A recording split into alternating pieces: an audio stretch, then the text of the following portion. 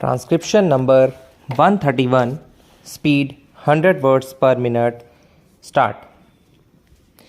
Mr. Vice Chairman, Sir, through this proclamation, we are discussing the problem of a very important unit of this country where the President's rule has been promulgated. While supporting the resolution, I want to make some observations not only on Mizoram but on the entire northeastern region where the political situation continues to cause concern for this country. Very often we talk about insurgency, but to me, in the northeastern region, even before independence, we were fighting for the identity people were asserting, and we were asserting for our very survival in this country. By nature, tribals are very sensitive and they are very suspicious as far as their identity is concerned. In this wide Indian culture, naturally the tribal people in the northeastern region have felt that unless they assert their identity, they would become totally submerged and they would become second-rate citizens in the country. That was the fear that they apprehended, and it grew over the years. Another movement, I do not call it insurgency, was a political movement in Nagaland by which they had adopted a policy of non-violence, peaceful approach to the solution of the problem, but when they were pushed to the wall, they had to take up arms, and they never called themselves Naga Army, they called themselves Safeguards. It was a part of the undivided Assam.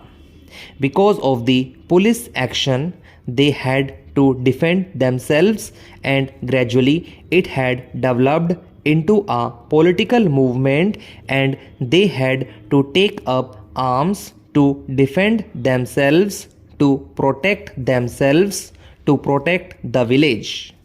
In this way, this kind of political movement continued not only in Nagaland but also in other parts of the northeastern region. This was followed by Mizoram, then again Manipur, and today this malady has been spread to Assam also. So do not take it only from the point of view of insurgency. I would urge this august house that the feelings, aspirations, the longings of these tribals in the northeastern region have got something to do with their survival for their existence. May I state here that in Nagaland, though it is a small state, it is a small tribe, we have our own history, we have our own political background, and it was no other leader than late Pandit Jawaharlal Nehru who recognized the identity of the Nagaland. It was Pandit Nehru who gave that political identity to Naga people.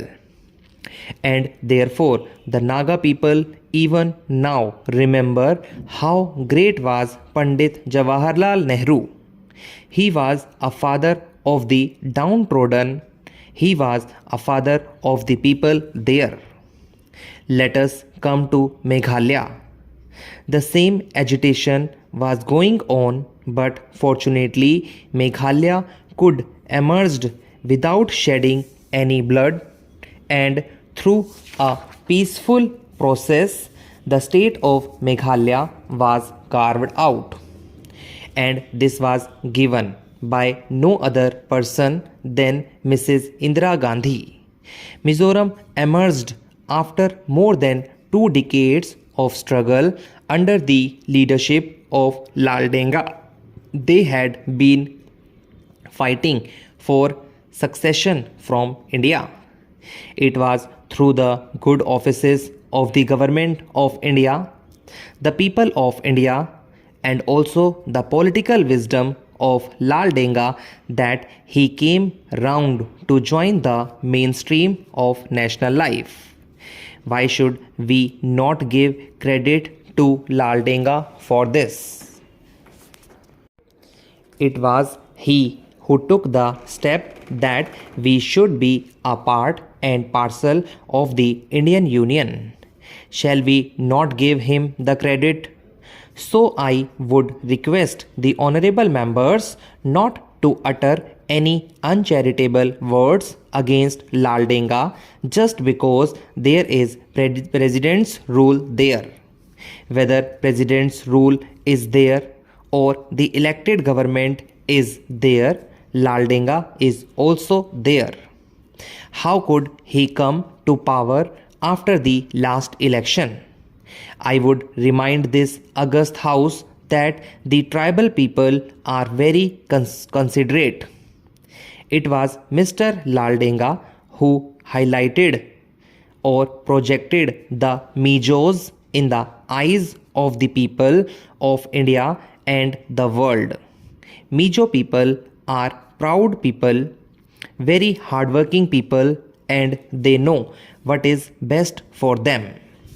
Therefore, when this accord was signed, the Mizo intellectuals and the Mijo people said, why not give chance to our leader Mr. Lal Denga? He fought for us, he lived in difficult conditions for us, and they brought him to power. His party was given the mandate by the people. But sir, administration of guerrilla people is quite different from a normal administration. In a guerrilla warfare, in a guerrilla movement, there is might that is the destiny of an individual, the fate of an individual, the fate of an organization. But in a normal administration where we have to function under the Constitution of India, we have to be governed by normal rules and regulations and procedures.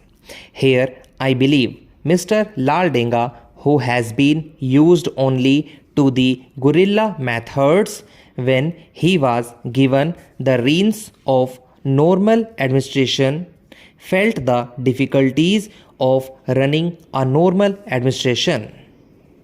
He could not satisfy not only his MLAs, his partymen, but also his followers, because one can promise heaven, one can promise the sun and the moon, but in actual implementation, one cannot satisfy the feelings, the aspirations, and the urges of all the people who follow him when he was leading a political movement.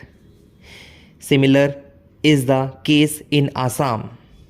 AGP promised so many things to the people, but when you are given the actual reins of administration, you are bound to fumble. So they are also suffering. Similar is the case with Lal Denga. Don't blame only the Congress government. Defection was not by Congress people, it was among his own colleagues, among his own men. About this anti-defection law, I think the philosophy behind it is also full of defects and loopholes. When an individual is killed, we call it murder, but in a war, when we kill thousands, we don't call it murder. Similar is the case with anti-defection law. Therefore, this house should do some rethinking on this.